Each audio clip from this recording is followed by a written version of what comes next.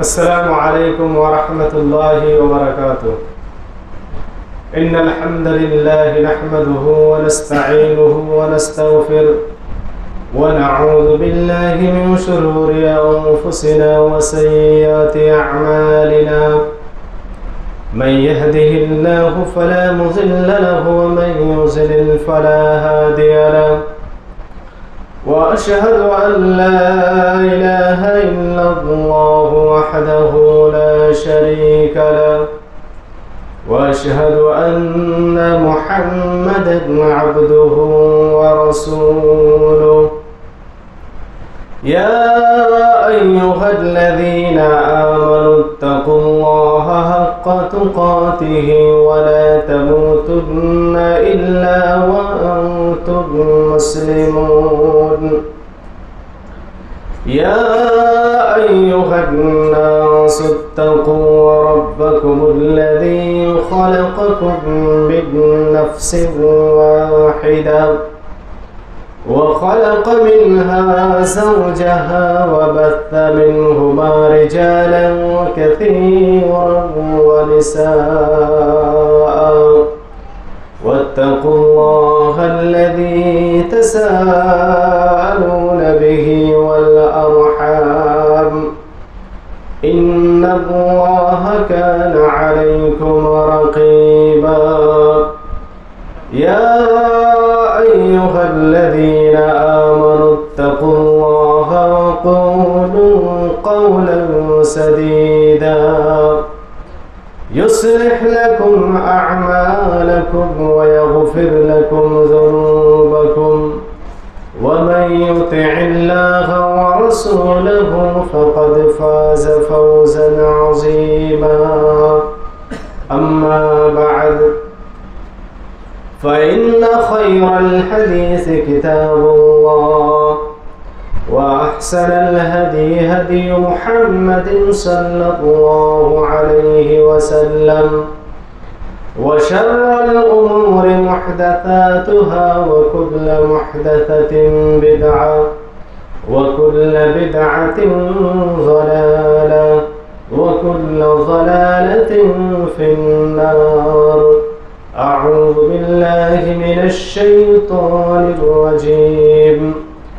ما كان محمد أبا أحد من رجالكم ولكن رسول الله وخاتم النبيين وكان الله بكل شيء عليما.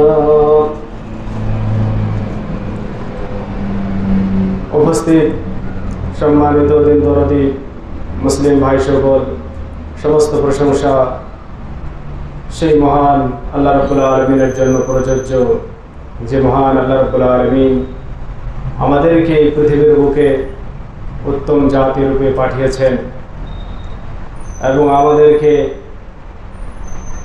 তার সবথেকে বড় নিয়ামত দ্বীনে ইসলাম আমাদেরকে দিয়েছেন, যার মাধ্যমে আমরা মুসলিম হতে পেরেছি।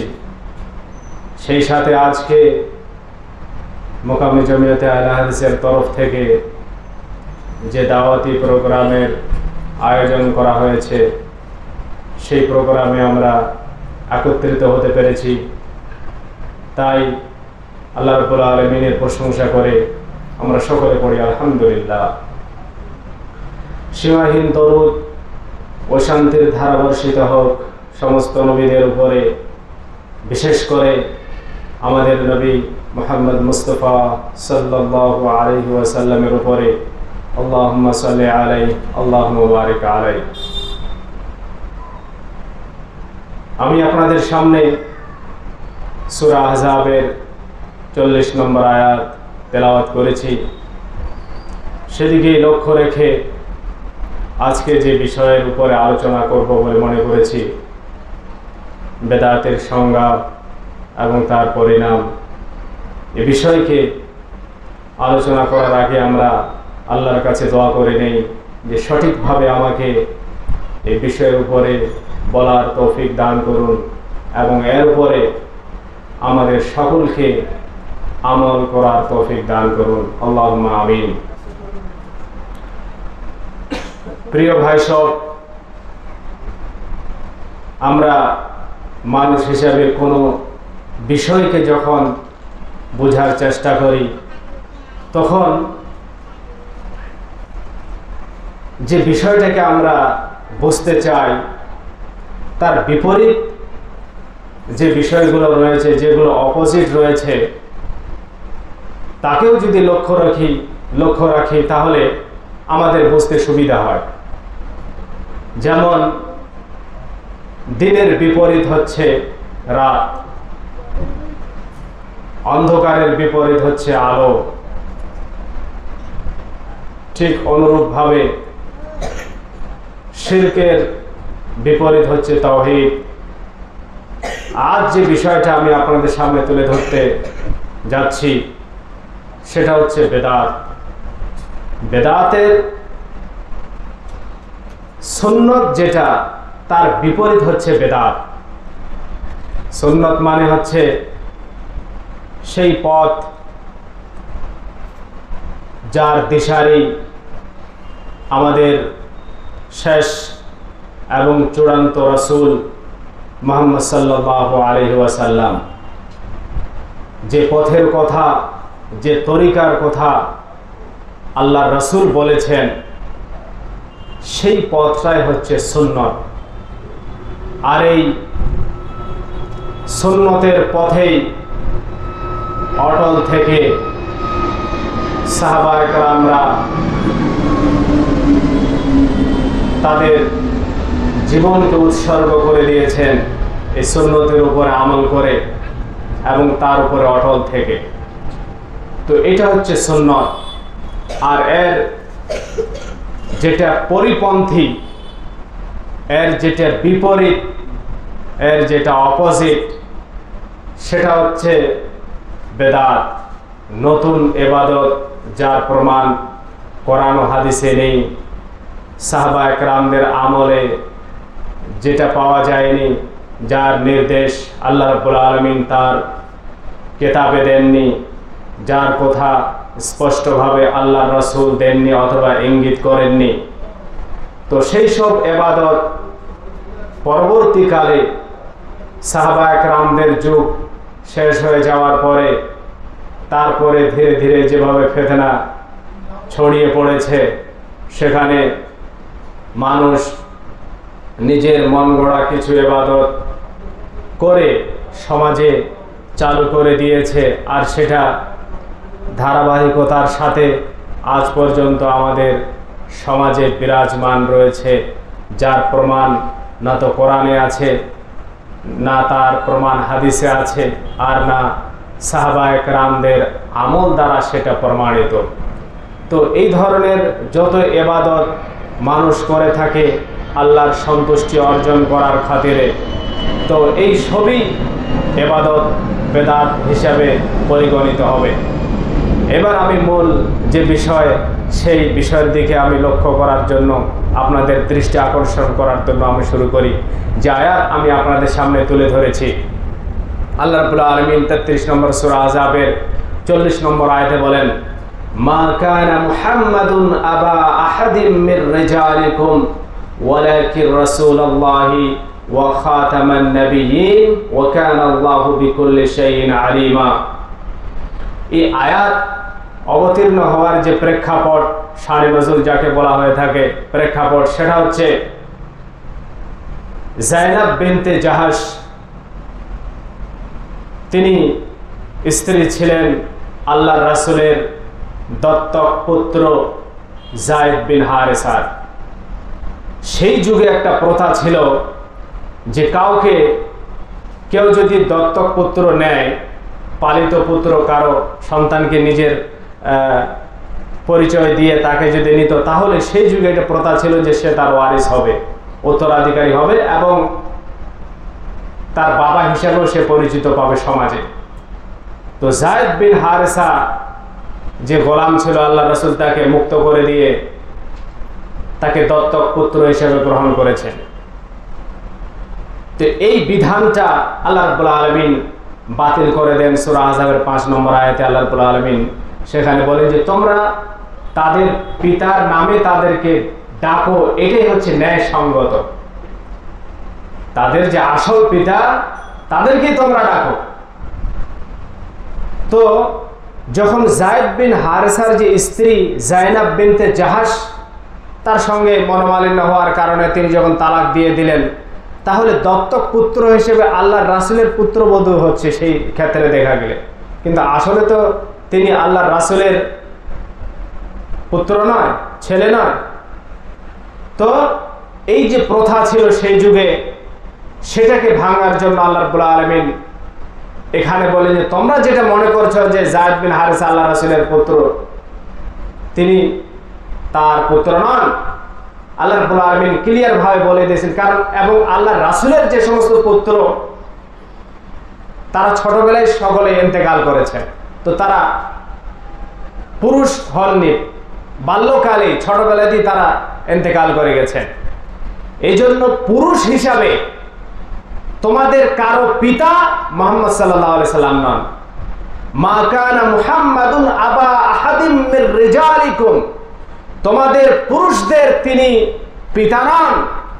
ওয়ালাকিন রাসূলুল্লাহি ওয়া খাতামান নবিয়্যিন, বরং তিনি হচ্ছেন আল্লাহর প্রেরিত রাসূল আর শেষ রাসূল। নবী নবুয়তের যে ধারাবাহিকতা, যে সিলসিলাটা চলছিল আদম আলাইহিস সালাম থেকে শুরু করে, সেই ধারাবাহিকতাকে, সেই সিলসিলাকে শেষ করা হয়েছে চূড়ান্ত এবং শেষ রাসূল মুহাম্মদ সাল্লাল্লাহু আলাইহি সাল্লামকে প্রেরণ করে, যার প্রমাণ এই আয়াতটি। লা নবিয়্যা বা'দি, আমার পরে আর কোনো নবী আসবেন না। এবং নবী করিম সাল্লাল্লাহু আলাইহি সাল্লাম বলেন সহিহ মুসলিমে, মাসালি, আবু সাঈদ খুদরি রাদিয়াল্লাহু তাআলা আনহু থেকে বর্ণিত, তিনি বলেন নবী করিম সাল্লাল্লাহু আলাইহি সাল্লাম বলেছেন, মাসালি ওয়া মাসালুন নবিয়্যিনা মিন ক্বাবলি, আমার দৃষ্টান্ত, আল্লাহ রাসূল বলছেন যে আমার দৃষ্টান্ত আর আমার আগে আগত নবীদের দৃষ্টান্ত কামাথালি রাজুলিন বানা দারান, সেই ব্যক্তির মতো যে ব্যক্তি একটি ঘর, একটি বাড়ি নির্মাণ করলো, ফাআতাম্মাহা ইল্লা লাবিনাতান ওয়াহিদাতান, সে তার ঘরটাকে পরিপূর্ণ করে দিল একটা ইট বাদ দিয়ে, একটা ইটের জায়গাকে বাদ দিয়ে সে তার ঘরকে পরিপূর্ণ করলো। অন্য রিওয়ায়াতে আছে যে এই ঘরটা পূর্ণ হয়ে গেল, এরপর একটা ইট বাকি আছে। তো যারাই সেই ঘরটাকে দেখতে আসে তারা বলে যে ঘরটা খুব সুন্দর, কিন্তু ওই জায়গাটা খালি আছে, এই জন্য সেটা অপছন্দ মনে হচ্ছে। তো আল্লাহ রাসূল বলছেন, ফাআতমামতু তিলকাল লাবিনাতা, আমি সেই ইট যার মাধ্যমে নবুয়তের যে ধারাবাহিকতাটা চলছিল, যে সিলসিলাটা চলছিল, যে সূত্রটা চলছিল নবীদের আগমনের, আমি এসে সেটা পূর্ণতা দান করা হয়েছে, সেটা পরিপূর্ণ হয়ে গেছে। আমার পরে আর কোনো রাসূল এবং নবী এই দুনিয়াতে কিয়ামত পর্যন্ত আর আসবেন না। আমার পরে আর কোনো নবী আসবেন না। এটা কোরআনের আয়াত দ্বারা এবং সহিহ মুসলিমের হাদিস দ্বারা এটা প্রমাণ হয়ে গেল যে শরীয়ত যেটা আল্লাহর রাসূল জীবদ্দশায়, যখন তিনি জীবিত ছিলেন, যে শরীয়ত দিয়ে গিয়েছেন, সেই শরীয়তই কিয়ামত পর্যন্ত আগত সমস্ত মানুষের জন্য। এবং সেখানে কি কোনো রকমের কমি আছে, কোনো রকমের কি দুর্বলতা আছে, কোনো কিছু কি আছে যা সেখানে ঢোকানো যায়, বা তার মধ্যে কোনো রকমের পরিবর্তন করার কি কোনো রকমের সুযোগ আছে? এই বিষয়ে আমি আপনাদের সামনে কয়েকটি হাদিস তুলে ধরতে চাই। সালমান ফারসি রাদিয়াল্লাহু তাআলা আনহু থেকে বর্ণিত সহিহ মুসলিমের এটি হাদিস। তাকে একজন লোক বলছেন, قد علمكم نبيكم كل شيء حتى القراءة, তিনি এটি বিদ্রুপ করে তাচ্ছিল্য করে বলছেন যে তোমাদের নবী তো এমন, তোমাদের তো সব বিষয় তোমাদেরকে বলে দেয়, সব বিষয়ের তালিম তোমাদেরকে দেয়, সব বিষয়ের শিক্ষা তোমাদেরকে দেয়, এমনকি ওয়াশরুমে গেলে, পেশাব পায়খানা করতে গেলে কিভাবে বসতে হবে, কি করতে হবে না করতে হবে, সব খুঁটিনাটি পুঙ্খানুপুঙ্খভাবে তোমাদেরকে বলে দেয়। হ্যাঁ, ফাকালা সালমান ফারসি রাদিয়াল্লাহু তাআলা আনহু বলেন যে হ্যাঁ, আজাল, আল্লাহ রাসূল আমাদেরকে এটা বলে দেন, লাকাদ নাহানা আন নাস্তাকবিলাল কিবলাতা লিগায়াতিন আও বাউলিন। অবশ্যই আল্লাহ রাসূল আমাদেরকে বলেছেন, শিক্ষা দিয়েছেন যে আমরা যখন পেশাব পায়খানা করতে যাব তখন যেন আমরা কেবলামুখী না হই, কেবলার দিকে মানে পশ্চিম দিকে অথবা পূর্ব দিকে, মানে পশ্চিম দিকে মুখ করলে মুখ ওদিকে হবে, পূর্ব দিকে মুখ করলে পিছন ওদিকে হবে, তো এটা তো অসম্মান করা হবে। তো আল্লাহ রাসূল আমাদেরকে নিষেধ করেছেন, ঠিক আছে, যদিও এটা ঘরের মধ্যে জায়েজ রয়েছে, কিন্তু খোলা জায়গায় এটা নিষেধ করেছেন আল্লাহ রাসূল। আও আন নাস্তানজিয়া বিল ইয়ামিনি, অথবা আমরা যখন শৌচ করব, শৌচালয়ে যাব, সেখানে পরিষ্কার যেন আমরা বাম হাত দিয়ে করে, ডান হাত দিয়ে তিনি পরিষ্কার পরিচ্ছন্নতা করতে নিষেধ করেছেন। আও আন নাস্তানজিয়া বিআকাল্লা মিন সালাসাতি আহজারিন, আর যখন পানি পাওয়া যাবে না তো পানির পরিবর্তে পরিচ্ছন্নতা অবশ্যই অর্জন করতে হবে, পরিষ্কার তো করতে হবে পায়খানা করতে গেলে, তো সেখানে আল্লাহ রাসূল নির্দেশ দিয়েছেন যে কমের পক্ষে 3টা ঢেলের কমে যেন কেউ ইস্তেঞ্জা না করে। মানে পায়খানা করতে গেলে পানি যদি না থাকে তখন কি করবেন, পরিষ্কার কিভাবে করবেন? তো বলছে যে কমের পক্ষে 3টা ঢেল দিয়ে বা পাথর দিয়ে সেটা পরিষ্কার করতে হবে। 5টা দিয়েও করা যেতে পারে, 7টা দিয়েও করা যেতে পারে, বেজোড়, কিন্তু কমের পক্ষে 3টা। আও আন নাস্তানজিয়া বিরাজিইন আও আজমিন, এবং আল্লাহ রাসূল আমাদেরকে নিষেধ করেছেন কোন প্রাণীর পায়খানা দিয়ে, গোবর দিয়ে অথবা হাড্ডি দিয়ে পরিষ্কার করতে আল্লাহ রাসূল নিষেধ করেছেন। তো আল্লাহর রাসূল এত খুঁটিনাটি বিষয়ে পুঙ্খানুপুঙ্খভাবে, ক্লিয়ার ভাবে দ্বীনকে উপস্থাপন করে দিয়েছেন উম্মতের সামনে, যাতে কোনো রকমের সন্দেহ না থাকে দ্বীনের ব্যাপারে। এবং আরেকটি হাদিসে নবী করিম সাল্লাল্লাহু আলাইহি সাল্লাম বলেন, মা বাকিয়া শাইউন ইউকাররিবু মিনাল জান্নাতি ওয়া ইউবাইদু মিনান নারি ইল্লা ওয়াকাদ বুয়িনা লাকুম। আস-সিলসিলাতু সাহিহা, হাদিস নম্বর 1803। আল্লাহ রাসূল বলেন, এমন কোনো বিষয় নেই যে বিষয়টা তোমাদেরকে জান্নাতের নিকট করে দিবে। এমন কোনো ইবাদত, এমন কোনো পদ্ধতি নেই যেটা তোমাদেরকে আমি বলিনি যে পদ্ধতির মাধ্যমে তোমরা জান্নাতের নিকটে চলে যাবে। আর এমন কোনো নিষেধাজ্ঞা, এমন কোনো অবৈধ কাজ নেই যার ব্যাপারে আমি তোমাদেরকে সতর্ক করিনি, যা তোমাদেরকে জাহান্নামের নিকটে নিয়ে যাবে। ইল্লা ওয়াকাদ বুয়িনা লাকুম, তোমাদেরকে তা খুলে খুলে বর্ণনা করে দেওয়া হয়েছে। তো দ্বীনের ব্যাপারে প্রথম যেটা আমরা বুঝতে পারলাম সেটা হচ্ছে এই যে কোরআনের আয়াত আর হাদিস দ্বারা একটা প্রমাণ হয়ে গেল যে আল্লাহ রাব্বুল আলামিন কিয়ামত পর্যন্ত সমস্ত মানুষের জন্য শেষ এবং চূড়ান্ত রাসূল হিসাবে আমাদের নবী মুহাম্মদ সাল্লাল্লাহু আলাইহি সাল্লামকে প্রেরণ করেছেন। আর দ্বীনের ব্যাপারে সমস্ত কিছুকে খুলে খুলে বর্ণনা করে দেওয়া হয়েছে, যাকে অবলম্বন করে একজন মানুষ জান্নাতে যেতে পারবে। আর যে সমস্ত রেড সিগন্যাল, যে সমস্ত নিষেধাজ্ঞা জারি করা হয়েছে শরীয়তে, তাকে বর্জন করে জান্নাতে যেতে পারবে, সেগুলো সব খুলে খুলে বর্ণনা করে দেওয়া হয়েছে। তো আল্লাহ রাসূলের বলে দেওয়া পথই হচ্ছে সুন্নত।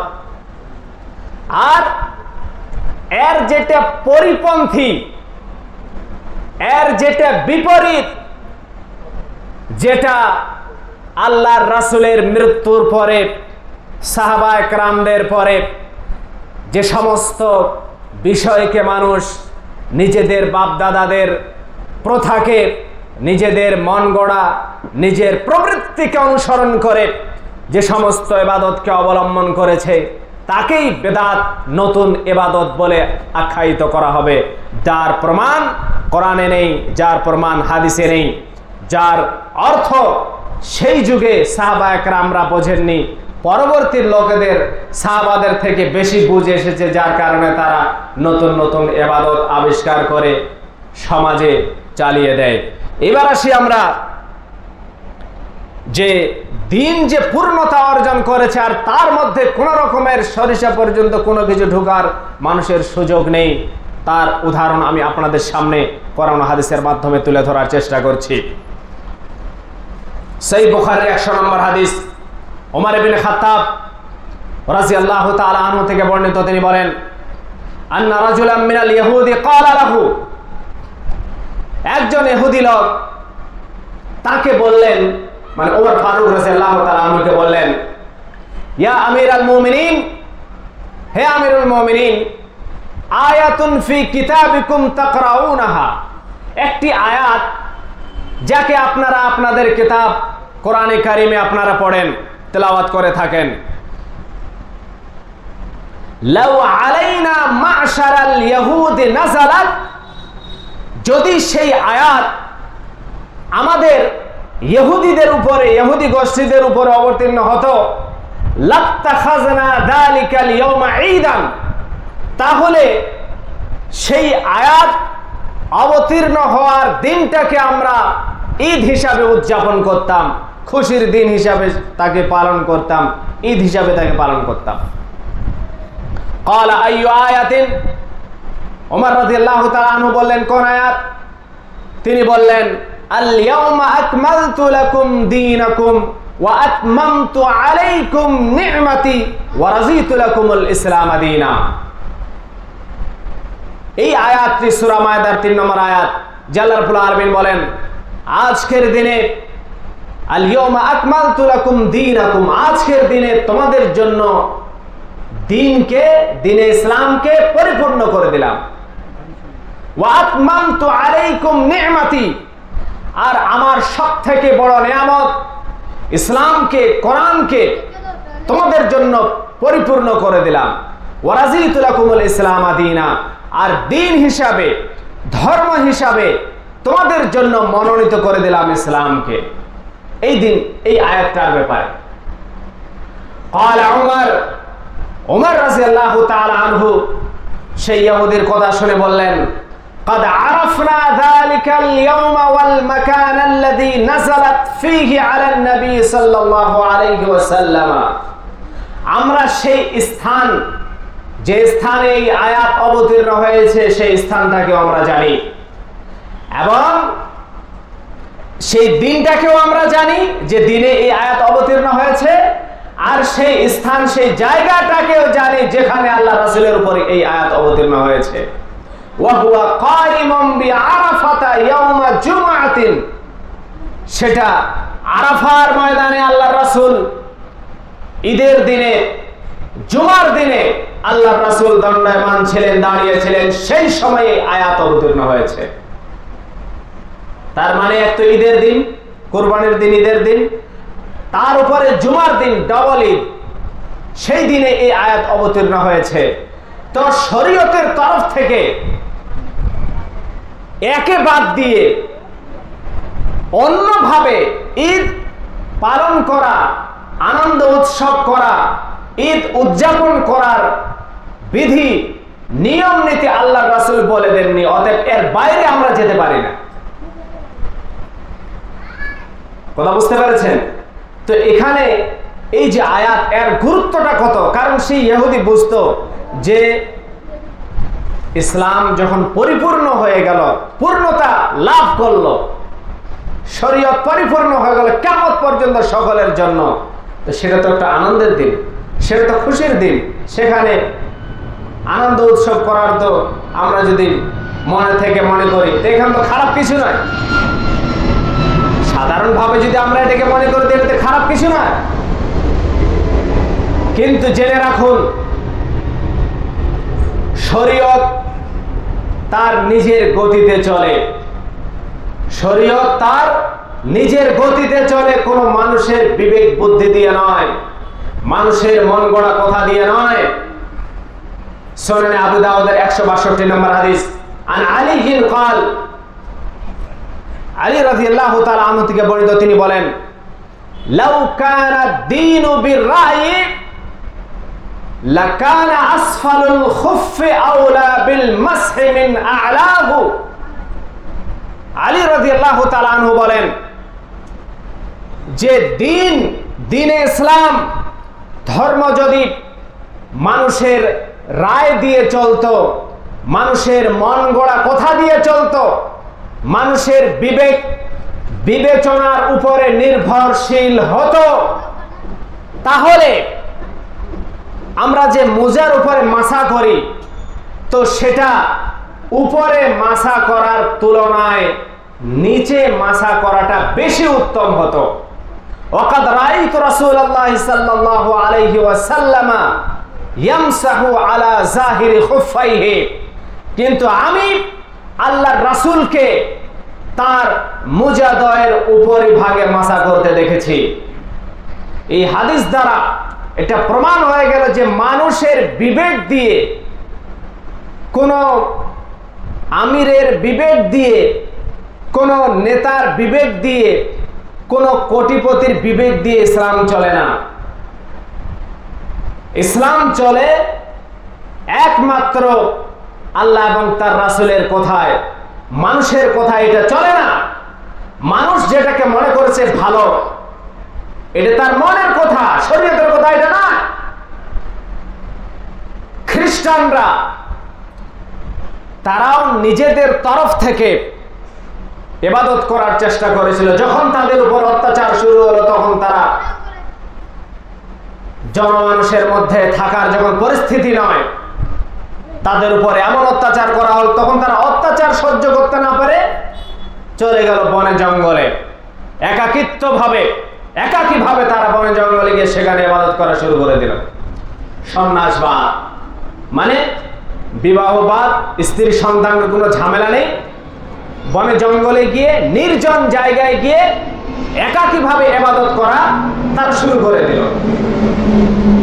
তো এখানে সাধারণ যে আমাদের যে বিবেক, সেই বিবেক কি বলে যে মানুষের উপর অত্যাচার হচ্ছে, গ্রামে না থেকে চলো বাইরে যাই, সেখানে গিয়ে আমরা ইবাদত করি, আল্লাহর নৈকট্য অর্জন করি। এখানে অসুবিধা কি আছে? সাধারণ বিবেকে কোনো অসুবিধা মনে হচ্ছে? মনে হচ্ছে কি মনে হচ্ছে না?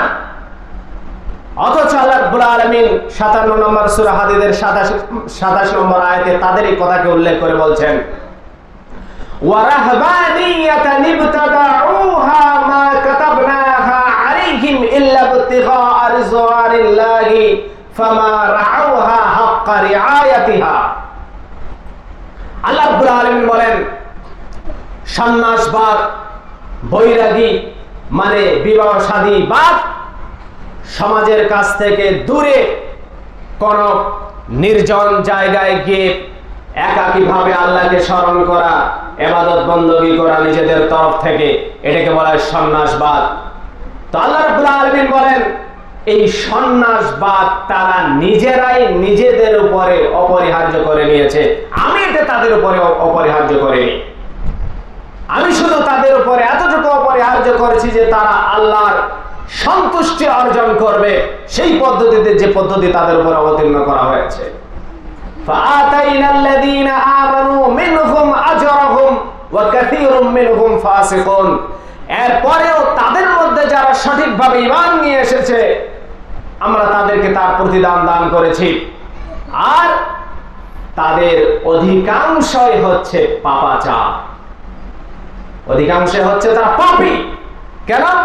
এখন তো ভালো কথা বলার দরকার ছিল যে তারা তো ভালো কাজ করছে, আল্লাহর সাথে তারা একাকীভাবে ইবাদত করছে, মানুষের সাথে কোনো সম্পর্ক নেই, বিবাহ শাদী বা স্ত্রীর ঝামেলা, সন্তানের ঝামেলা, তাদেরকে লালন পালন করার জন্য বাড়ি থেকে বাইরে যাও, ইনকাম করে নিয়ে আসো, এখানে যাও সেখানে যাও, কত মাথার ঘাম পায়ে ছড়ে অর্জন করে এসে বিবি বাচ্চাকে খাওয়াও, তার উপরে ইবাদত করে এত ঝামেলা না করে তো সোজা পথ ইবাদত করো, ভালো কথা, আল্লাহ তো পছন্দ করতেন। আল্লাহ কি বলছেন এখানে? তারা তো এটা তারা নিজেদের তরফ থেকে আবিষ্কার করে নিয়েছিল এই ইবাদতকে, এটা আল্লাহ রাব্বুল আলামিন তাদের উপরে অপরিহার্য করেননি। এবার আসুন আমি আপনাদের সামনে সহিহ বুখারী এবং মুসলিমের আরো একটি হাদিস আপনাদের সামনে তুলে ধরি, যেখানে আরো বিষয়টা আমাদের জন্য ক্লিয়ার হয়ে যাবে। আনাস বিন মালিক রাদিয়াল্লাহু তাআলা আনহু থেকে বর্ণিত, তিনি বলেন, জাআ থালাথাতু রাহাতিন ইলা বুয়ুতি আজওয়াজিন নবী সাল্লাল্লাহু আলাইহি ওয়াসাল্লাম ইয়াসআলুনা আন ইবাদাতিন নবী সাল্লাল্লাহু আলাইহি ওয়াসাল্লাম। তিনজন ব্যক্তির একটি দল আল্লাহর রাসূলের বাড়ির কাছে এসে আল্লাহর রাসূলের স্ত্রীদের কাছে আল্লাহর রাসূলের ইবাদত সম্পর্কে তারা জানতে চাইল, যে আপনারা বলেন তো যে আল্লাহর রাসূলের ইবাদত কেমন, তিনি কিভাবে ইবাদত করেন। ফালাম্মা উখবিরু, যখন তাদেরকে আল্লাহর রাসূলের ইবাদত সম্পর্কে অবগত করা হলো, তাদেরকে বলা হলো যে আল্লাহর রাসূল এই পদ্ধতিতে ইবাদত করেন বাড়িতে, কান্নাহুম তাকাল্লুহা, তখন তারা আল্লাহর রাসূলের ইবাদতের তুলনায় নিজেদের ইবাদতকে অল্প কম মনে করলো, তুচ্ছ মনে করলো। ফাকালু, এবং তারা বলল, আইনা নাহনু মিনান নবী সাল্লাল্লাহু আলাইহি ওয়াসাল্লাম قد غفر الله له ما تقدم من ذنبه وما تأخر। আরে আমরা কোথায়, আর রাসূল যাকে আল্লাহ রাব্বুল আলামিন তার আগের পিছের সমস্ত গুনাহকে maaf করে দিয়েছেন, মানে যত সেই সময় তিনি যখন জীবিত ছিলেন তার আগের, মানে আগের গুনাহ, বিগত দিনের যে সমস্ত গুনাহ, আর যতদিন তিনি বেঁচে থাকবেন যত গুনাহ হবে, আগের পিছের সমস্ত গুনাহ আল্লাহ রাব্বুল আলামিন maaf করে দিয়েছেন। বিগত দিনের গুনাহ আর তিনি আরো যতদিন বেঁচে থাকবেন আগের সমস্ত গুনাহকে তো আল্লাহ রাব্বুল আলামিন maaf করে দিয়েছেন। এর পরেও যদি আল্লাহর রাসূলের ইবাদত এত বেশি হয়, তাহলে আমরা কি করব? কথা বুঝতে পেরেছেন? এই বিষয়টাকে আগে বোঝার চেষ্টা করেন যে এই তিনজন মানুষ, তিনজন সাহাবী, তারা বলছেন যে আমাদের ইবাদত তো আল্লাহর রাসূলের ইবাদতের তুলনায় তুচ্ছ, অথচ আল্লাহর রাসূলের আগের পিছের সমস্ত গুনাহ তো maaf করে দিয়েছেন আল্লাহ রাব্বুল আলামিন, তাহলে তো আমাদের কি বেশি বেশি করে ইবাদত করার প্রয়োজন রয়েছে। কালা আহাদুহুম, একজন বললেন, ফাআম্মা আনা ফাউসাল্লিল লাইলা আবাদা, আমি প্রত্যেক রাতেই সদা সর্বদা তাহাজ্জুদের সালাত আদায় করব, প্রতি রাতে আমি ঘুমাবো না, যতদিন বেঁচে থাকবো ততদিন আমি কি করব? তাহাজ্জুদের নামাজ আদায় করব, তাহাজ্জুদের সালাত আমি আদায় করব, আমি ঘুমাবো না। কথা বুঝতে পারছেন? দেখেন এই তিনটা পয়েন্ট সাহাবায়ে কেরামরা বলছেন, এটাকে লক্ষ্য করেন তাহলে বুঝতে পারবেন যে অসুবিধা কোথায় হয় মানুষের। এখানে একজন কি বললেন যে আমি সারা রাত কি করব? তাহাজ্জুদের নামাজ পড়বো, আর সেটা কি ধারাবাহিকতার সাথে রেগুলার, প্রতিদিন যতদিন বেঁচে থাকবো। ওয়াকাল আখার আনা আসুমুদ দাহরা ওয়ালা উফতিরু, আরেকজন বললেন যে আমি সারা জীবন সিয়াম পালন করব, রোজা রাখবো, যতদিন বেঁচে থাকবো ততদিন কি করব? আমি রোজা রাখবো, নফল রোজা, নফল সিয়াম আমি পালন করব প্রতিদিন, একদিনও বিনা রোজাতে আমি থাকবো না। আরেকজন বললেন আনা আ'তাজিলুন নিসাআ ফালা আতাযাওয়াজু আবাদা, বালাই ষাট মেয়েদের কাছেই যাব না, বিয়েই করব না, ঝামেলা শেষ, নারীদের কাছ থেকে দূরে থাকবো, আর বিবাহ করব না, ঝামেলা শেষ। তো এই তিনটা দেখেন, একজন কি বললেন যে আমি তাহাজ্জুদের নামাজ পড়বো সদা সর্বদা, একদিনও বিনা নামাজে থাকবো না। তো তাহাজ্জুদের নামাজ তো আমরা নিজেরাই বলি পড়তে বারবার, বলি না? হ্যাঁ, তো রেগুলার পড়লে স্ত্রীর যে হক সেটা আদায় হবে? হবে না। আর রেগুলার যদি সে কেউ রাত জাগে তো দিনের বেলা কাজ করতে পারবে? বলেন পারবে? পারবে না। তো ইবাদতে তো করছে, তো অসুবিধা কোথায়?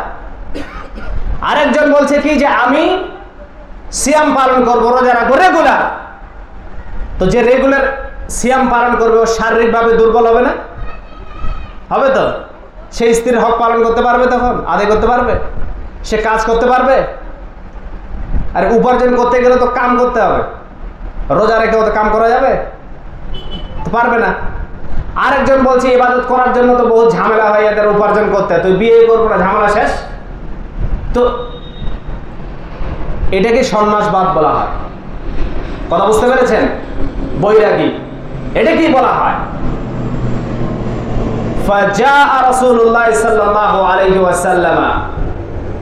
এরপরে দেখেন এই তিনজন ব্যক্তির কথাকে মাথায় রাখেন। আর যেটা বলতে চাচ্ছিলাম সেটা হচ্ছে যে আমাদের বিবেক বলছে এটা তো ভালো কাজ, আমরা কি গুনাহের কাজ করছি নাকি? আমরা তো ভালো কাজ করছি। যারা বেদাতি তারা এই কথাটা বলে, যারা বেদাতকে প্রশ্রয় দেয়, যারা বেদাতকে প্রাধান্য দেয় আল্লাহ রাসূলের হাদিসের উপরে, তাদের বিবেক এই কাজটাই করে যে আমরা কি গুনাহের কাজ করছি? আমরা তো ভালো কাজ করছি। তাহলে আল্লাহ রাসূলের প্রয়োজন ছিল এই তিনজন ব্যক্তির প্রশংসা করার? হ্যাঁ, আল্লাহ রাসূল এসে বললেন আমা ওয়াল্লাহি, তিনি এসে বললেন যে আনতুমুল্লাযীনা কুলতুম কাযা ওয়া কাযা, তোমরা তো তিনজন এই কথাগুলো বললে যে নামাজ পড়বে, রোজা রাখবে, বিবাহ করবে না।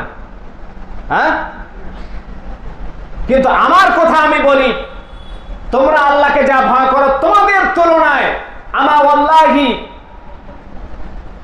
ইন্নী লা আখশাকুম লিল্লাহি ওয়া আতকাকুম লাহু, আমি তোমাদের থেকে বেশি আল্লাহকে ভয় করি। কে বলছে এই কথা? আল্লাহ রাসূল।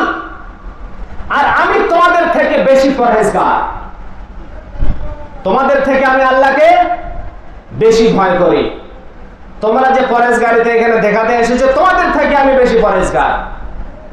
লাকিন্নি, এরপরেও আসুমু ওয়া উফতিরু, আমি নফল সিয়াম পালন করি, আবার বিনা রোজাতেই থাকি। সাহাবায়ে কেরামদের বর্ণনায় পাওয়া যায় যে আল্লাহ রাসূল কোন সময় এত নফল সিয়াম পালন করতেন যেন মনে হয় যে আল্লাহ রাসূল আর সিয়াম ছাড়বেন না। আবার যখন নফল সিয়াম ছেড়ে দিতেন, সাধারণভাবে যখন থাকতেন, খাওয়া দাওয়া করতেন, এতদিন ছেড়ে দিতেন যে মনে হতো যে আল্লাহ রাসূল হয়তো আর কোনোদিন সিয়াম পালন করবেন না। কথা বুঝতে পেরেছেন? তো এখানে আল্লাহ রাসূল বলছেন যে আমি আসুমু ওয়া উফতিরু, আমি সিয়াম পালন করি। রমজানের কথা বলছি না, সেটা তো ফরজ, এক মাসের, অন্যান্য দিনের কথাগুলো বলছি আমি। তো আমি সিয়াম পালন করি, আবার বিনা রোজাতেও থাকি। ওয়া উসাল্লি ওয়া আরকুদু, আমি তাহাজ্জুদে নামাজে পড়ি, আবার ঘুমাই। ওয়া আতাযাওয়াজুন নিসা, আর আমি বিবাহ করি। আমি নারীদের সাথে কি করি? বিবাহ করি, আমার স্ত্রী আছে। এরপরে আল্লাহ রাসূল বললেন এটাই হচ্ছে আমার সুন্নাত। ফামান রাগিবা আন সুন্নতি ফালাইসা মিন্নি, যে ব্যক্তি আমার সুন্নতকে প্রত্যাখ্যান করলো, যে আমার সুন্নত থেকে নিজের মুখকে ফিরিয়ে নিল, যে আমার পদ্ধতিকে অবলম্বন করলো না, যে আমার তরিকাকে মানলো না, সে আমার তরিকার উপরে থাকলো না, সে আমার উম্মতের অন্তর্ভুক্ত থাকলো না। তো এই যে নিজের তরফ থেকে ইবাদত আবিষ্কার করে সমাজে চালিয়ে দেওয়া, যেমন একটি উদাহরণ আমি আপনাদের সামনে দেই, যে মৃত মা বাবার নামে ভোজ ভান্ডার করে খাওয়ানো ইবাদত মনে করা। কেউ মারা গিয়েছে, খাবার যেটা নিয়ম ফকির মিসকিনদেরকে, যেটার আচ্ছা এটার আবার দলিলও তারা দেয় যে আল্লাহ রাব্বুল আলামিন যারা খাওয়ায় না তাদেরকে জাহান্নামের হুমকি দিয়েছেন। হ্যাঁ, যে তোমরা জাহান্নামে কিসের জন্য গিয়েছো? তারা বলতো যে লাম নাকু মিনাল মুসাল্লিন ওয়া লাম নাকু নুতইমুল মিসকিন, আমরা সালাত আদায় করতাম না আর মিসকিনদেরকে খেতে দিতাম না। কথা বুঝতে পেরেছেন? তো এটা হচ্ছে অপব্যাখ্যা করা। এটা কি করা? কোরআনের অপব্যাখ্যা করা। এখানে যে মিসকিনদেরকে খাদ্য দেওয়ার কথা বলা হয়েছে সেটা মৃত মা বাবার নামে নয়, কোন মৃত ব্যক্তির নামে নয়। আপনি যতদিন বেঁচে আছেন ততদিন খাওয়াবেন। তো মৃত্যুর পরে কেন খাওয়াতে যাচ্ছেন? আপনি তার আগে থেকে খাওয়ান সওয়াব মনে করে, যার বিধান রয়েছে কোরআনে এবং হাদিসে, সেটা করবে না। 80 বছরে যখন মারা গিয়েছে বাবা, তখন তারপরে রমজান থেকে শুরু করেছে মিলাদ দেওয়া। তো এটা হচ্ছে কি? এটা হচ্ছে নিজেদের তরফ থেকে ইবাদত মনে করে এটাকে করা, এটা হচ্ছে বিদআত। ইজা মাতাল ইনসানু ইনকাতা আনহু আমালুহু ইল্লা মিন সালাস সাদাকাতিন জারিয়াতিন আও ইলমিন ইউনতাফাউ বিহি আও ওয়ালাদিন সালিহিন ইয়াদউ লাহু। মৃত ব্যক্তি যখন মরে যায় তার আমল করার রাস্তা স্টপ, ক্লোজ, সব বন্ধ হয়ে যায়। এখন বেঁচে আছি, ইবাদত করতে পারবো, ভালো কথা বলতে পারবো, নেকির কাজ করতে পারবো, সহযোগিতা করতে পারবো। মরে গেলে তো এটা করা যাবে না। তো নেকির পথ বন্ধ হলো না, খোলা হয়ে গেল। তাহলে এবার নেকির যেটা পথ খোলা থাকবে না বন্ধ হবে, এই ফয়সালা কে দিবে? আমি, আপনি না আল্লাহ রাসূল? কে দিবে এই ফয়সালা? গ্রামের মডল, কোন নেতা মন্ত্রী, কোন আলেম বসে ফতোয়া দিবে? কে দিবে এর বিধান? এর বিধান আল্লাহ রাসূল দিবেন, কারণ শরীয়ত প্রণেতা হচ্ছেন তিনি। তাকে আল্লাহ রাব্বুল আলামিন রাসূল হিসেবে প্রেরণ করেছেন। তো আল্লাহ রাসূল সহিহ মুসলিমে এটি হাদিস, যেখানে আল্লাহ রাসূল বলছেন যে মানুষ মরে যাওয়ার পরে সমস্ত আমল বন্ধ হয়ে যায়, তিনটা রাস্তা খোলা থাকে। সাদাকাতিন জারিয়া, এমন দান যেটা বিরাজমান থাকে, মানে যে ব্যক্তি মারা গিয়েছেন সে যদি এমন দান করে যেটা কিয়ামত পর্যন্ত আছে। এখানে সাদকা জারিয়া বলতে দিনের খেদমতের কারণে সেটা মসজিদ রূপে হতে পারে, মাদ্রাসা রূপে হতে পারে, এতিমখানা হতে পারে, টিউবওয়েল হতে পারে, রাস্তার ধারে গাছ লাগানো হতে পারে, মানুষের রাস্তা করে দেওয়া হতে পারে। মানে এক কথা, যেটা মানুষ যার দ্বারা উপকৃত হবে এমন কোন দান, এমন কোন সাদকা কেউ যদি করে দেয় তাহলে তার নেকি সে পেতেই থাকবে। আও ইলমিন ইউনতাফাউ বিহি, অথবা এমন বিদ্যা যার দ্বারা মানুষ উপকৃত হয়। এখানে হয়তো সে নিজেই বিদ্যার দিক দিয়ে, জ্ঞানের দিক দিয়ে কোনো ভালো বই লিখে গিয়েছে, বা তার ছাত্ররা তার জ্ঞান অর্জন করেছে, তার কাছ থেকে সঠিক জ্ঞান অর্জন করেছে, অথবা সে বিদ্যার কোনো ব্যবস্থাপনা করে দিয়েছে। তো এটাও যতদিন থাকবে সে নেকি পেতে থাকবে। আও ওয়ালাদিন সালিহিন ইয়াদউ লাহু, অথবা তার কোনো নেক সন্তান তার জন্য যদি দোয়া করে তাহলে তার দোয়া কি হবে? আল্লাহর কাছে গ্রহণযোগ্য হবে। তো এই হচ্ছে পদ্ধতি। তার নেক সন্তান যদি তার জন্য দোয়া করে, তার নেক সন্তান তার নামে যদি দান খয়রাত করে, তার প্রমাণ রয়েছে। কিন্তু মৃত ব্যক্তির নামে ভোজ ভান্ডার করে ইবাদত মনে করা, এটা হচ্ছে বেদাত। কেন? এর পদ্ধতি আল্লাহ রাসূলের তরফ থেকে পাওয়া যায়নি। আর যে সমস্ত হাদিস আমি আপনাদের সামনে তুলে ধরলাম তার দ্বারা একটা প্রমাণ হয়ে যায় যে মানুষ কোনোভাবে নিজের বিবেক দিয়ে শরীয়তকে চালাতে যদি কেউ চায় তাহলে সে ভুল পথেই থাকবে, এটাই স্বাভাবিক। হুযায়ফা বিন ইয়ামান রাদিয়াল্লাহু তাআলা আনহু থেকে বর্ণিত, তিনি বলেন আন্নাহু রাআ রাজুলান লা ইউতিম্মু রুকুআহু ওয়ালা সুজুদাহু।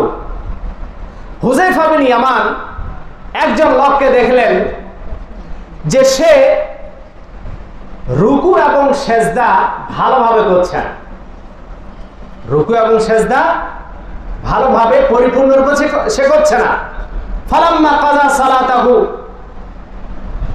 ক্বালা লাহু হুযায়ফা, যখন সে তার সালাতকে পরিপূর্ণ করলো, হুযায়ফা রাদিয়াল্লাহু তাআলা আনহু তাকে বললেন মা সাল্লাইতা, তুমি নামাজে আদায় করোনি, তুমি কি করোনি? নামাজ আদায় করোনি। ক্বালা আহসিবুহু ক্বাল, আবু ওয়াইল রাবি বলছেন যে আমি মনে করি তিনি এই কথা বললেন যে লাউ মুত্তা আলা খায়রি সুন্নতি মুহাম্মাদিন সাল্লাল্লাহু আলাইহি ওয়াসাল্লাম, তুমি যদি মৃত্যুবরণ করো এই অবস্থায়, তো তুমি মৃত্যুবরণ করবে আল্লাহর রাসূলের সুন্নতের পরিপন্থী হিসাবে। আল্লাহর রাসূলের সুন্নতের বিপরীতে তোমার মৃত্যু হবে, কারণ আল্লাহর রাসূল এইভাবে রুকু করতেন না, এইভাবে তিনি সেজদা করতেন না যেভাবে তুমি করলে। সাহাবায়ে কেরামরা তৎক্ষণাৎ ভাবে তাদেরকে রুখে দিতেন, তৎক্ষণাৎ ভাবে তাদেরকে রুখে দিতেন। কিছু লোক এসে মসজিদের মধ্যে তারা একত্রিত হয়ে গোল হয়ে একজনকে অর্ডার করছে যে তোমরা ছোট ছোট পাথরের মাধ্যমে 100 বার করে আল্লাহু আকবার পড়ো। তারপরে একজন বলছে যে এটা হয়ে যাওয়ার পরে 100 বার লা ইলাহা ইল্লাল্লাহ পড়ো। মানে 100টা পাথর নাও আর একটা করে বন্দি করে দাও, 100 বার লা ইলাহা ইল্লাল্লাহ পড়ো। আর একজনকে বললেন যে তারপরে সুবহানাল্লাহ পড়ো 100 বার। তো গণনা করার কথা তো আছে যে আমাদের যেটা গণনা করতে হবে সেটা আঙ্গুলের মাথায়, ঠিক আছে। আর এখানে নারী ও পুরুষ সমান, নারী পুরুষ এখানে সমান। এই হাদিসটা আগে আমি বর্ণনা করে দেই। উসাইরা বিনতে ইয়াসির রাদিয়াল্লাহু আনহা তিনি বলেন যে আন্না রাসূলুল্লাহ সাল্লাল্লাহু আলাইহি ওয়াসাল্লাম আমারাহুন্না, আল্লাহর রাসূল তাদেরকে অর্ডার করেছেন আইয়ুরাঈনা বিত্তাকবীর ওয়াত তাকদীস ওয়াত তাহলিল। আল্লাহর রাসূল তাদেরকে অর্ডার করেছেন তারা যেন তাকবীর আল্লাহু আকবার পাঠ করে, তাকদীস আল্লাহর পবিত্রতা অর্জন করা, আল্লাহর পবিত্রতা বর্ণনা করা সুবহানাল্লাহ পড়ে, ওয়াত তাহলিল লা ইলাহা ইল্লাল্লাহ পড়ে, ওয়া আইয়াকিদনা বিল আনামিলে, আর এগুলোকে গুনবে আঙ্গুলের মাথায়। এগুলোকে গুনবে কোথায়? আঙ্গুলের মাথায়। ফাইন্নাহুন্না মাসউলাতুন মুস্তানতাকাতুন, এই জন্য যে এই আঙ্গুলগুলোকে কিয়ামতের দিন জিজ্ঞাসা করা হবে আর তাদেরকে ক্ষমতা দেওয়া হবে, তারা সেদিন কথা বলতে পারবে যে তোমার দ্বারা কি কাজ নিয়েছে এই পুরুষ, বলো। কথা বুঝতে পেরেছেন? তো আল্লাহর রাসূল যে শুধু পুরুষদেরকে বলেছেন যে তোমরা তাসবিহকে আঙ্গুলে গণতি করবে, গণনা করবে, আর সেটা করতে হবে ডান হাতে। আর এখানে নারী এবং পুরুষ উভয় করবে এই কাজটাকে। ওয়াযাকিরিনাল্লাহা কাসীরান ওয়াযাকিরাত, সূরা আযাবে আল্লাহ রাব্বুল আলামিন বলেন যে সমস্ত পুরুষরা আল্লাহকে অধিক স্মরণ করে এবং নারীরাও। তার মানে হচ্ছে যে জিকির যেটা করবে, জিকির মানে কি? আল্লাহকে স্মরণ করা। আর স্মরণ করতে হবে কিসের মাধ্যমে? লা ইলাহা ইল্লাল্লাহর মাধ্যমে, সুবহানাল্লাহর মাধ্যমে, আলহামদুলিল্লাহর মাধ্যমে, এবং সেটা গণনা করে করতে হবে আঙ্গুলের মাথায়।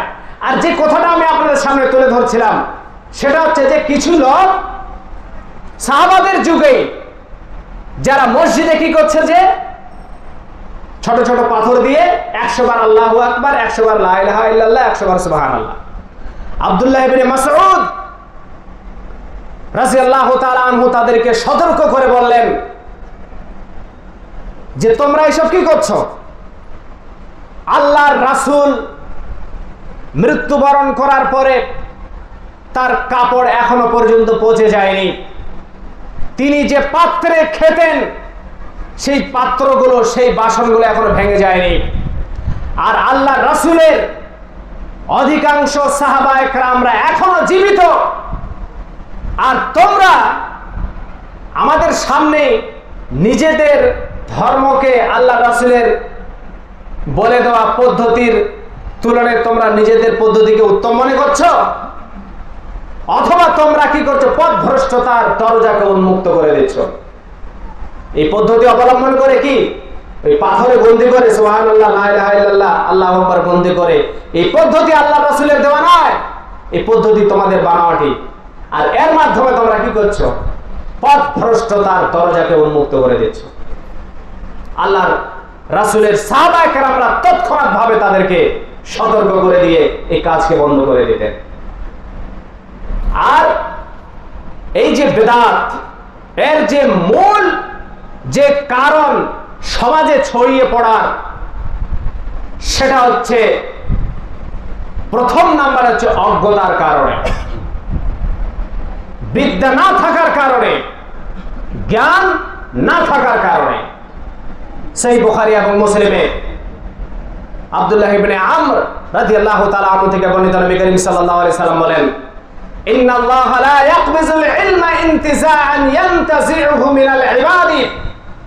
আল্লাহ রাব্বুল আলামিন বিদ্যাকে মানুষের অন্তর থেকে এইভাবে ছিনিয়ে উঠিয়ে নেবেন না, ওয়ালাকিন ইয়াকবিজুল ইলমা বিকবজিল উলামা। আল্লাহ রাব্বুল আলামিন এই বিদ্যাকে উঠিয়ে নেবেন বড় বড় আলেমদের মৃত্যু দিয়ে। হাত্তা ইযা লাম ইউবকি আলিমান, যখন কোন অভিজ্ঞ আলেমী জীবিত থাকবে না, ইত্তাখাযান নাসু রুউসান জুহালান, মানুষ তখন মূর্খদেরকে, ইতর শ্রেণীর লোকদেরকে নেতা বানিয়ে নেবে। ফাসুইলু, সেই নেতাদের কাছ থেকে মানুষ ফতোয়া দিনের ব্যাপারে জিজ্ঞাসা করবে। ফাআফতাউ বিগাইরি ইলমিন ফাযাল্লু ওয়া আযাল্লু, জ্ঞান ছাড়াই সে ফতোয়া দেওয়া শুরু করে দেবে। ফল নিজে পথভ্রষ্ট হবে আর সকলকে পথভ্রষ্টতার দিকে নিয়ে যাবে। তো এটা হচ্ছে মূল কারণ, যার কারণে বেদাত, যার কারণে অনৈতিক ইবাদত, যার কারণে এই সমস্ত প্রথা, যার প্রমাণ কোরআন ও হাদিসে নেই, সেগুলো সমাজে ছড়িয়ে পড়ে আছে অজ্ঞতার কারণে, মূর্খতার কারণে। আর এরপরে যেটা মূল কারণ, সেটা হচ্ছে প্রবৃত্তির অনুসরণ। প্রবৃত্তির অনুসরণ মানে মন যেটা চায় সেটাকে করা। মন চাইছে যে আনন্দ উৎসব করব ঈদের দিনে, জন্মদিবস পালন করে, ঈদ কুরবানির কথা বলছি না, জন্মদিবস পালন করে খুশির এটা একটা দিন মনে করে। তো এই কারণে তো মন বলছে তাই এটাকে করছে। তো এটা হচ্ছে প্রবৃত্তির অনুসরণ, মনের অনুসরণ করা। আল্লাহ রাব্বুল আলামিন সূরা কাসাসের 50 নম্বর আয়াতে বলেন, ফাইল্লাম ইয়াস্তাজিবু লাকা ফা'লাম আন্নামা ইয়াত্তাবিউনা আহওয়াআহুম, তারা যদি আপনার ডাকে সাড়া না দেয়, আপনার কথা যদি তারা মেনে না নেয়, তাহলে আপনি মনে করেন যে তারা তাদের প্রবৃত্তির অনুসরণ করছে, তারা মনের কথা অনুযায়ী চলছে। ওয়ামান আযাল্লু মিম্মান ইত্তাবা হাওয়াহু বিগাইরি হুদাম মিনাল্লাহ, আর তার থেকে পথভ্রষ্ট আর কে হতে পারে যে আল্লাহর হেদায়েতকে বাদ দিয়ে নিজের প্রবৃত্তিকে অনুসরণ করে, যে মনের কথাকে প্রাধান্য দেয় আল্লাহর হেদায়েতকে বাদ দিয়ে, তার থেকে আর পথভ্রষ্ট কে হতে পারে? ইন্নাল্লাহা লা ইয়াহদিল কওমাজ জালিমিন, আর আল্লাহ রাব্বুল আলামিন কোন জালিম, কোন অত্যাচারী, গুনাহগার মানুষকে সঠিক পথে পরিচালিত করেন না।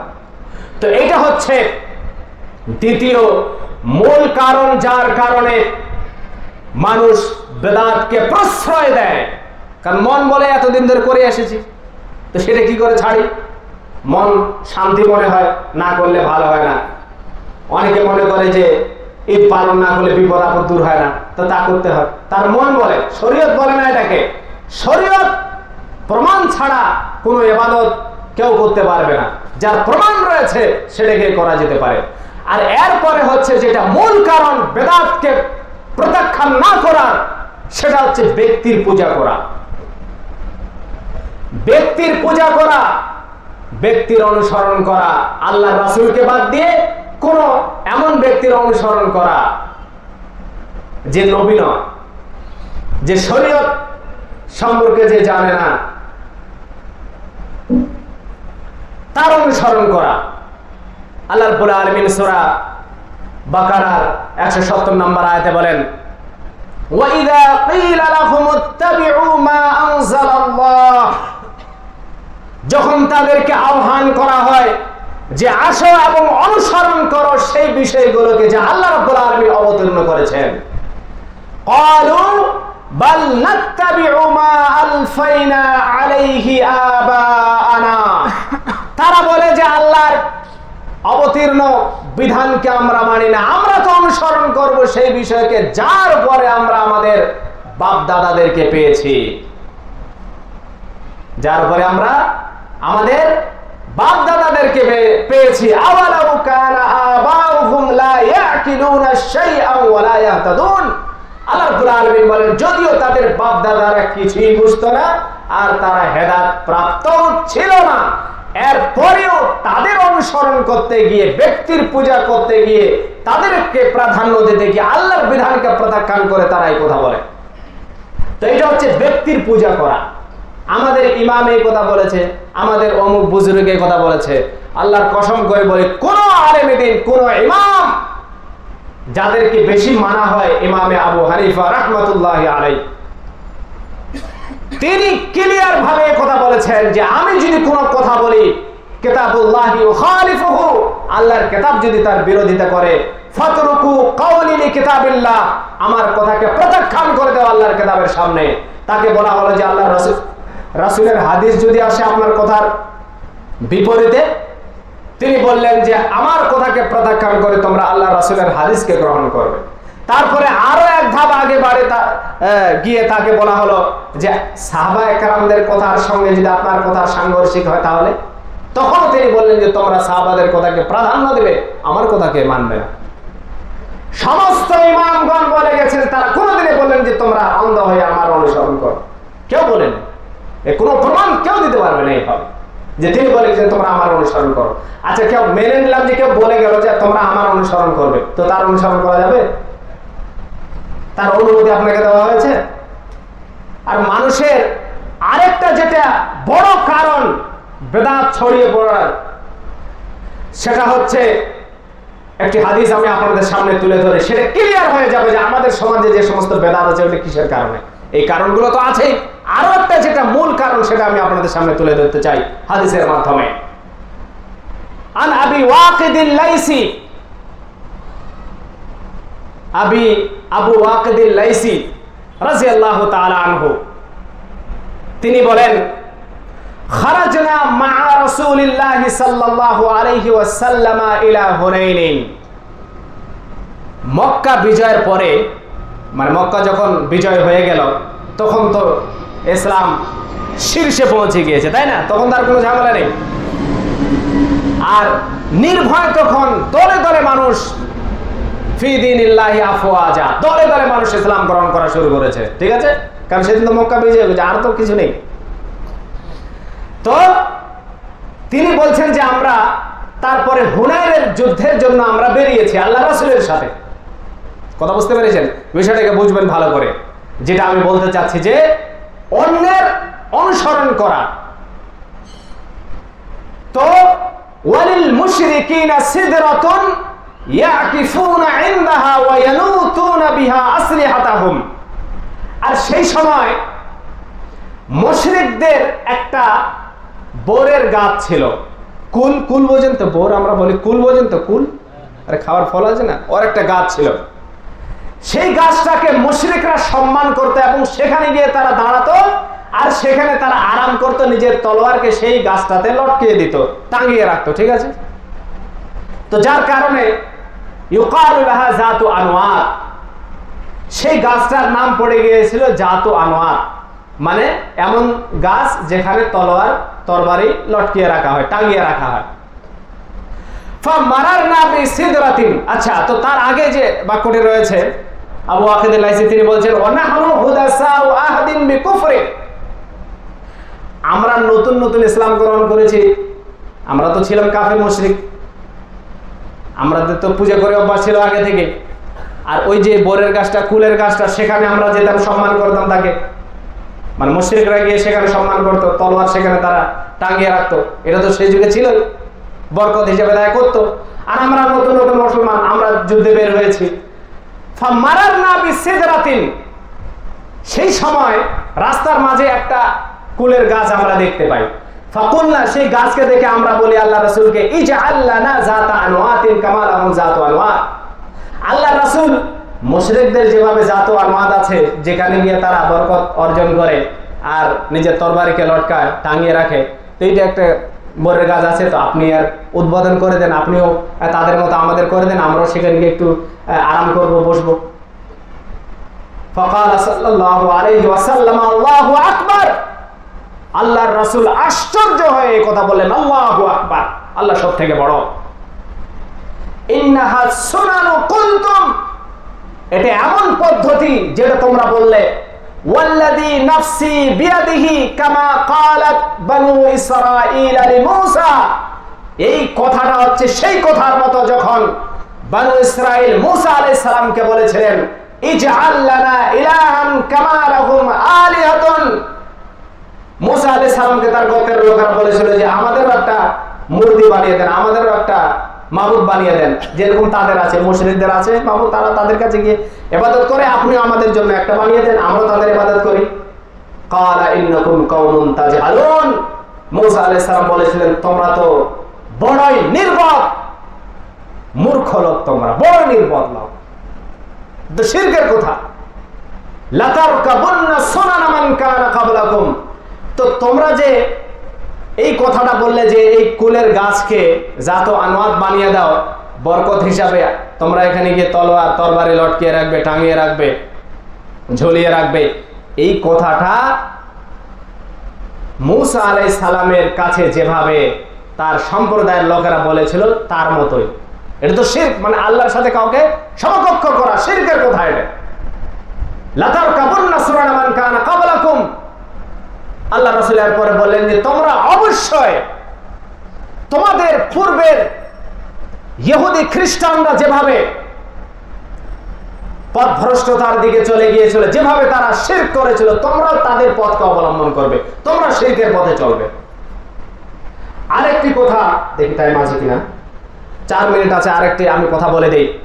আরেকটি যেটা যার কারণে বেদাত ছড়িয়ে পড়ে সেটা হচ্ছে আল্লাহর রাসূলের প্রশংসা করতে গিয়ে বাড়াবাড়ি করা, তার মর্যাদাকে আল্লাহর মর্যাদার সমকক্ষ করা।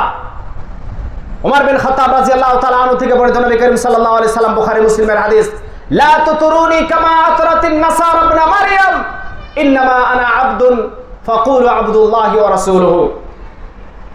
আল্লাহর রাসূল বললেন যে শোনো, তোমরা আমার প্রশংসা করতে গিয়ে বেশি বাড়াবাড়ি করো না, যেভাবে খ্রিস্টানরা মরিয়ম পুত্র ঈসা আলাইহিস সালামকে বাড়াবাড়ি করে তাকে আল্লাহর স্থানে বসিয়েছে, তোমরা এইভাবে করবে না, আমি তার বান্দা, তোমরা আমাকে আল্লাহর বান্দা এবং রাসূল হিসাবে বলো। এবং আল্লাহ রাব্বুল আলামিন তাদের কথাকে উল্লেখ করেছেন খ্রিস্টান এবং ইহুদিদের। আল্লাহ রাব্বুল আলামিন সূরা তাওবা 30 নম্বর আয়াতে বলেন, ওয়াকালাতিল ইয়াহুদু উযাইরুন ইবনুল্লাহি ওয়া কালাতিন নাসারাল মাসীহু ইবনুল্লাহ, ইহুদিরা বলেছিল যে উযাইর আল্লাহর পুত্র, আর খ্রিস্টানরা বলেছিল যে ঈসা আলাইহিস সালাম হচ্ছে আল্লাহর পুত্র। এই কথা বলে তারা তাদের পূর্বের কাফের মুশরিকদের কথার অনুকরণ করেছে, যারা বলেছিল যে ফেরেশতারা হচ্ছে আল্লাহর মেয়ে। কাতালাহুমুল্লাহ আন্না ইউফাকুন, তারা ধ্বংস হোক, তারা কিভাবে সঠিক পথ থেকে ছিটকে চলে যাচ্ছে দূরে। আমার বন্ধুগণ, ভাইয়েরা, তো বেদাত যে আমাদের মাঝে ছড়িয়ে আছে তার মূল কারণ হচ্ছে এটাই, এত অজ্ঞতার কারণে, ব্যক্তি পূজার কারণে, প্রবৃত্তির অনুসরণ করার কারণে, আর অন্য সম্প্রদায়ের অনুকরণ করার কারণে, তাদেরকে ফলো করার কারণে। যখন আমি কোনো মানুষকে ফলো করব, তার হেয়ার স্টাইল তার মতো হবে, সে কি খায় আমি তা খাবো, সে কি বলে তার মতো বলার চেষ্টা করব, সে কি পরে তা আমি পড়ার চেষ্টা করব। তো যখন কোনো মানুষ অন্যের অনুকরণ করা শুরু করে দেবে, তখনই বেদাত সমাজে ছড়িয়ে পড়বে, তখন সেখানে সুন্নতের উপর আমল করা সম্ভব হবে না। আর সুন্নতের উপর আমল করতে গেলে তার জন্য জ্ঞান লাগবে এবং তার জন্য মানসিকভাবে নিজেকে প্রস্তুত করতে হবে, আর তারপরে সেটাকে অ্যাকসেপ্ট করতে হবে। মনের মধ্যে সংকীর্ণতা নিয়ে কোনো মানুষের উপর হিংসা বিদ্বেষ করে যে ওরা হচ্ছে ওদের আলেম, ওদের কথা শোনা যাবে না, ওদের কথা শোনা শিরক বেদাত। বেটা, আমার কথা শোনার কোনো প্রয়োজন নেই, আমার মতো কোনো আলেমের কথা শোনার কোনো প্রয়োজন নেই। তদন্ত করো, হাদিসে আছে নাকি তুমি যে ইবাদত করো, সেটা আছে নাকি সেটা তদন্ত করে তুমি ইবাদত করো। তোমার কবরে আমি যাব না, তুমিও আমার কবরে আসবে না, তোমার সাথে আমার হিসাব হবে না, আমার সাথে তোমার হিসাব হবে না। তো আমি বলছি কিসের জন্য? তোমার ভালোর জন্য। তুমি তদন্ত করে আমল করো, তাহলে জান্নাতে যেতে পারো। ফাইন আমানু বিমিসলি মা আমানতুম বিহি ফাকাদ ইহতাদাও ওয়া ইন তাওয়াল্লাউ ফাইন্নামা হুম ফি শিকাক। আল্লাহ রাব্বুল আলামিন বলেন, কিয়ামত পর্যন্ত আগত সকলে যদি সাহাবাদেরকে সম্বোধন করে বলছে তোমাদের মতো ঈমান নিয়ে আসে, তাহলেই তারা পরিত্রাণ পাবে না, পাবে না। তো নিজের ঈমান, নিজের আমলকে সাহাবাদের আমলের সাথে সামঞ্জস্য করে মিলিয়ে একবার দেখো যে সাহাবায়ে কেরামরা কারো জন্মদিবস পালন করে আনন্দ উৎসব করেছে নাকি। তারা আবার কোরআনের আয়াতের দলিল দেয় কুল বিফাযলিল্লাহি ওয়া বিরাহমাতিহি ফাবিযালিকা ফালইফরাহু হুয়া খায়রুম মিম্মা ইয়াজমাউন। এই আয়াতকে যে আল্লাহর অনুগ্রহ, আল্লাহর রহমত পেয়ে আনন্দিত হও। এখানে সমস্ত মুফাসসিরিনে কেরাম অনুগ্রহ মানে হচ্ছে ইসলাম, রহমত মানে হচ্ছে কোরআনে কারীম, শরীয়তে ইসলামিয়াকে বলা হয়েছে, সেটা পেয়ে তোমরা সোনা দানা এগুলোর তুলনায় তোমরা একে নিজের জন্য সৌভাগ্য মনে করো, আর এটাকে মনে করে নিজের জন্মদিবস পালন করা। নাউযুবিল্লাহি মিন যালিক। আল্লাহ আমাদেরকে তৌফিক দান করুন। আকুলু কাওলি হাযা আস্তাগফিরুল্লাহ লি ওয়া লাকুম ওয়া লিসাইরিল মুমিনিন ইন্নাহু হুয়াল গফুরুর রহিম।